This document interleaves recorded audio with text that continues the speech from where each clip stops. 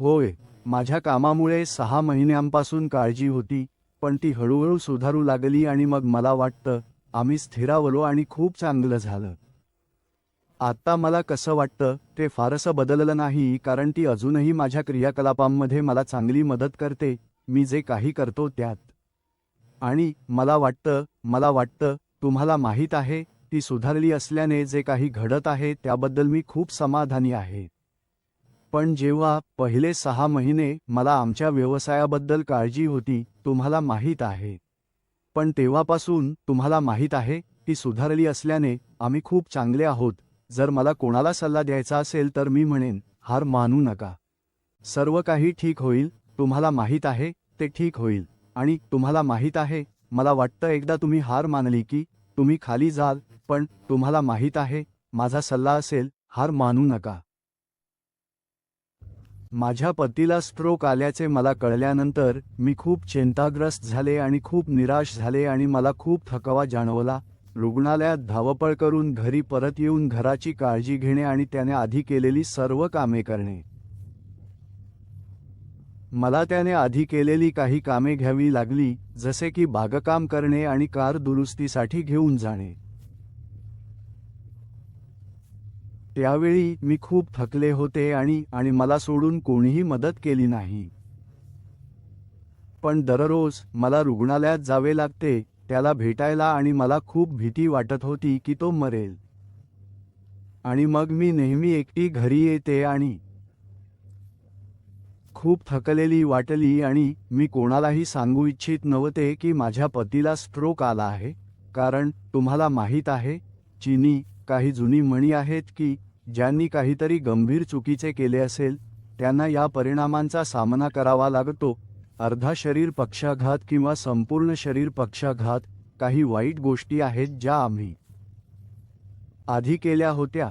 त्यामुळे मी इतरांना सांगू इच्छित नव्हते की माझ्या पतीला स्ट्रोक आला आहे आणि त्याचे अर्धे शरीर पक्षाघात झाले आहे.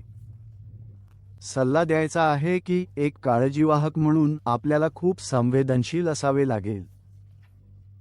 एक काळजीवाहक म्हणून मला वाटते की आपल्यासाठी सर्वात महत्त्वाची गोष्ट म्हणजे स्ट्रोक वाचलेल्या व्यक्तीची स्थिती आणि परिस्थिती जवळून निरीक्षण करणे.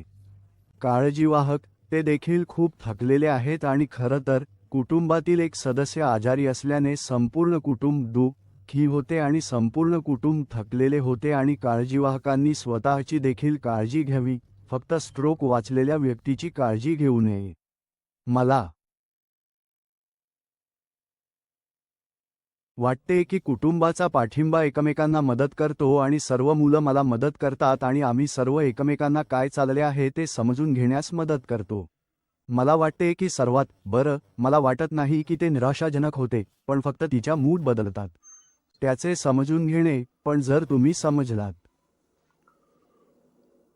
जर तुम्ही जोखीम घटक समजलात, स्ट्रोक्सवर मात करण्यासाठी घेण्याच्या संधी, आणि ते तुम्हाला समजेल. जर तुम्ही स्ट्रोक्स थोडे चांगले समजलात तर तुम्ही पूर्वीपेक्षा, मला वाटते, तुम्हाला माहीत आहे, तुम्ही त्या तथाकथित नैराश्याच्या काळावर मात करू शकता आणि निराशेच्या काळावर मात करू शकता. होय, आणि जसे मी म्हणालो, प्रोत्साहनाद्वारे, नकारात्मक ऐवजी सकारात्मक प्रोत्साहनाद्वारे. मला खरोखर तणाव आला नाही कारण मला सकारात्मक राहावे लागले, कारण मला त्रास झाला नाही, माझ्या पत्नीला झाला होता. म्हणून मी तिच्या आजारपणाचा माझ्यावर परिणाम होऊ देऊ इच्छित नव्हतो. आणि मी सकारात्मक राहून तिच्या पुनर्वसनातही तिची मदत होईल. माझ्या पत्नीबरोबर मला जे आढळले ते म्हणजे, तुम्हाला माहीत आहे, कधीकधी मला तिच्या बाबतीत सतत राहावे लागते, तिला पुढे ढकलण्यासाठी. तुम्हाला माहीत आहे, कदाचित तिला तिच्या मर्यादेपर्यंत ढकलावे लागते कारण मला तिच्या मर्यादा माहीत आहेत, पण मला तिच्या मर्यादा ओलांडण्याचेही माहीत आहे. पण तिला मिळवणे. तुम्हाला माहीत आहे, जेव्हा तिला स्ट्रोक आला तेव्हा तिला तिच्या मर्यादा पुन्हा पूर्णपणे समजून घेणे आवश्यक होते, ती कुठे आहे म्हणून, आणि तिच्यासाठी नेहमीच गोष्टी न करणे ज्यामुळे मदत होते. आणि तुम्हाला माहीत आहे, मी कुटुंबाला तसे न करण्यास प्रोत्साहित केले आहे, कारण तुम्हाला माहीत आहे, जेव्हा आम्ही कुटुंब किंवा मित्रांना भेटायला जातो तेव्हा ते म्हणतात, अरे तुम्हाला माहीत आहे, ते तिच्याकडे पाहतात आणि ते म्हणतात, अरे तुम्हाला माहीत आहे, अरे अरे तू तिथे बस, आराम कर, काहीही करू नकोस. आणि तेच एखाद्या व्यक्तीसाठी सर्वात वाईट गोष्ट असू शकते, कारण ते त्यांच्या पुनर्वसनात मदत करत नाही.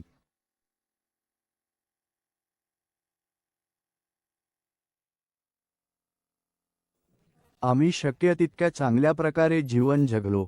आम्ही शक्य तितक्या लोकांकडून सल्ला घेतला. घरात कसे व्यवस्थापन करावे ते शिकलो.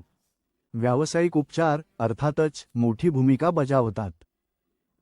आम्हाला हे मान्य करावे लागले की घरात आणि बेडरूममध्ये आणि इतरत्र गोष्टी करणे आवश्यक आहे, जेणेकरून आमच्यासाठी जीवन सोपे होईल. बिलला दर 3 महिन्यांनी 2 आठवडे विश्रांती घेण्याचा हक्क आहे. आणि सुरुवातीला मला वाटले, अरे, मला त्याची गरज नाही.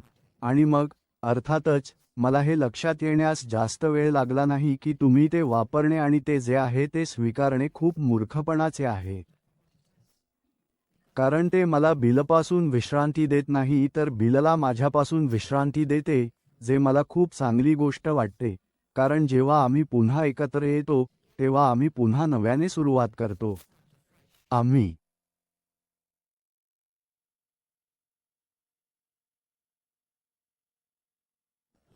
जोला स्ट्रोक आल्यावर आम्ही तशीच सामना केली. आम्ही काही इतर समर्थन गटांमध्ये सामील झालो. एक आम्ही महिन्यातून एकदा जातो आणि तिथे आम्ही बसून बोलू शकतो आणि प्रत्येकजण आमच्या स्वतःच्या समस्यांची तुलना करू शकतो. आम्ही इतर लोकांच्या समस्या ऐकू शकतो आणि लक्षात येते की होय, त्यांना आमच्यासारख्या समस्या आहेत किंवा आम्हाला त्यांच्यासारख्या समस्या आहेत. आम्ही दुसऱ्या गटात जातो. तो एक सामाजिक सकाळ आहे. आम्ही एकमेकांशी बोलू शकतो. आम्ही इतर स्ट्रोक लोकांशी बोलतो आणि त्यांना मदत करतो आणि आम्ही कधीकधी पाहू शकतो की त्यांच्या काळजीवाहकांनी स्ट्रोक झालेल्यांसाठी कशी मदत केली आहे. बरं, मी एखाद्याला देऊ शकतो असा सर्वोत्तम सल्ला म्हणजे ज्यांच्या जोडीदाराला स्ट्रोक आला आहे त्यांनी जे करू शकत नाहीत ते करा, पण जे करू शकतात ते करू नका आणि त्यांचा स्वतःसाठी फिजिओथेरपीचा एक भाग म्हणून चालू ठेवा. त्यांना जे काही करता येईल ते करू द्या. तुम्हाला त्यांच्यापासून मागे हटावे लागेल आणि स्वतःकडे काय घडत आहे ते पाहावे लागेल. जर तुम्ही नाही केले तर तुम्ही त्यांच्यासारखेच वाईट व्हाल. घरातील नियम आणि नियमांबद्दल बोलायचे झाल्यास, सुरुवातीच्या काळात मला मित्र आणि नातेवाईकांसोबत समस्या होती जे नेहमी त्याला मदत करण्याचा प्रयत्न करत होते. त्याला फक्त एक बोट हलवायचे होते आणि मी तुमच्यासाठी काही करू शकतो का? आणि मला कधीकधी पश्चिमेची वाईट जादूगार असल्यासारखे वाटायचे, कारण मी म्हणायचे, नाही, तो ते करू शकतो, त्याला करू द्या. त्याच्या भाषणात त्या प्रमाणात मदत करू नका. त्याच्यासाठी शब्द त्याच्या तोंडात ठेवू नका. त्याला प्रयत्न करू दे आणि त्यांना शोधून काढू दे, किंवा त्याला त्या शब्दाचा पहिला अक्षर दे ज्याचा तो शोध घेत आहे, कारण अनेकदा जेव्हा तो पहिला अक्षर ऐकतो तेव्हा ते काम करते आणि ते छान आहे. तिथे एक स्पष्ट व्यक्तिमत्व बदल झाला. आम्हाला त्याचा सामना करावा लागला. भावनिक गोष्ट सुरुवातीच्या काळात खूप तीव्र असते. माझ्या मते कदाचित प्रत्येक वेळी तुम्हाला आठवण होते की तुमचे जीवन बदलले आहे आणि काही बदल करणे आवश्यक आहे. त्यापैकी एक होता साध्या गोष्टींवर रडणे, जे बिलच्या वैशिष्ट्याचा भाग नव्हता.